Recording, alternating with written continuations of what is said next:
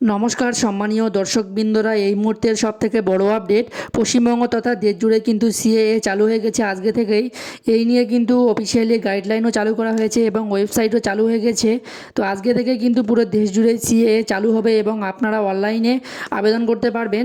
আর আজকের ভিডিওতে দেখিয়ে দেবো সিএএ ফর্ম ফিল আপ কীভাবে করতে হয়, কোন ওয়েবসাইটে গিয়ে করতে হবে, পাশাপাশি সিএএ এর বিজ্ঞপ্তিতে কোন কোন নিয়ম বলা হয়েছে, কারা কারা আবেদন করতে পারবেন, কোন ওয়েবসাইটের মাধ্যমে আবেদন করবেন, বিস্তারিত দেখিয়ে দেবো আজকের ভিডিওতে। তাই ভিডিওটি শেষ পর্যন্ত অবশ্যই দেখবেন।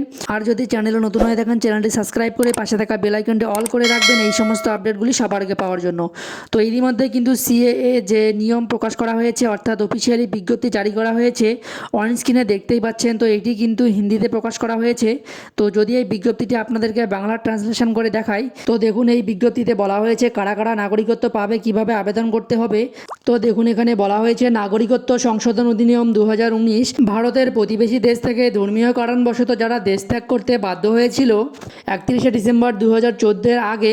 তো বন্ধুরা ডেটটা ভালো করে দেখুন, 31শে ডিসেম্বর 2014-এর আগে ভারতে এসেছিলেন, তাদেরকে ভারতীয় নাগরিক অধিকার দেওয়ার কানুন।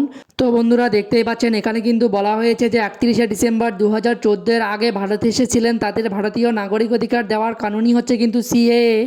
তো দেখুন এরপরে বলা হয়েছে যে 3টি দেশ আফগানিস্তান, পাকিস্তান আর বাংলাদেশ, 6টি মাইনরিটি কমিউনিটি হিন্দু, শিখ, বৌদ্ধ, জৈন, পার্সি পুনর্বাসন আর নাগরিকত্ব আইন সব বাধাকে দূর করবে, বছরের পর বছর অত্যাচারী শরণার্থীদের সম্মানজনক জীবন দেবে, নাগরিকত্ব অধিকার থেকে তাদের সাংস্কৃতিক সামাজিক পরিচয় রক্ষা হবে, সাথে আর্থিক ব্যবসায়ী সম্পত্তি কেনাবেচা অধিকার সুরক্ষিত হবে। নাগরিকত্ব আইন নিয়ে অনেক ভুল ধারণা ছড়িয়েছিল। সিএএ ভারতের নাগরিকত্ব দেওয়ার আইন, কোনো ভারতবাসীর নাগরিকত্ব কিন্তু যাবে না। এই আইন তা যে কোনো ধর্মের মানুষই হোক না কেন, এই আইন কেবলমাত্র ওই মানুষদের ক্ষেত্রে যারা বছরের পর বছর অত্যাচার সহ্য করার পর ভারত ছাড়া আর অন্য কোনো দেশে যেতে পারেননি বা আশ্রয় নিতে পারেননি। অর্থাৎ যে কোনো ধর্মের হোক না কেন, সে যদি ভারতে বসবাস করে তার কিন্তু নাগরিকত্ব বাদ যাবে না।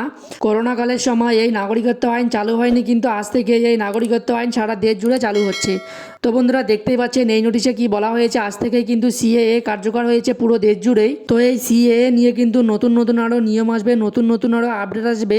তো যখনই এই নিয়ে নতুন কোনো আপডেট আসবে তা আপনাদেরকে জানিয়ে দেব। তো কিভাবে কার্যকর হবে এই আইন ভারতীয় নাগরিকত্ব দেওয়ার, সে নিয়ে কিন্তু নতুন পোর্টাল খুলে দেওয়া হয়েছে। আর আজকে থেকে কিন্তু সেই পোর্টালে আবেদন করা যাবে। তো কিভাবে আবেদন করবেন, কি কি ডকুমেন্টস লাগবে, তা এর পরের ভিডিওতে আপনাদেরকে দেখিয়ে দেবো, তাই চ্যানেলটি সাবস্ক্রাইব করে রাখবেন। তো বন্ধুরা আশা করি বুঝতে পেরেছেন সিএএ আইন কি। তো এই আপডেটটি দেওয়ার ছিল। যদি ভিডিওটি ভালো লেগে থাকে ভিডিওটিতে অবশ্যই একটি লাইক করার পাশাপাশি চ্যানেলটি সাবস্ক্রাইব করে রাখবেন এবং ফেসবুক পেজ থেকে দেখে থাকলে পেজটিকে অবশ্যই ফলো করে রাখবেন এই সমস্ত আপডেটগুলি সবার আগে পাওয়ার জন্য। ধন্যবাদ।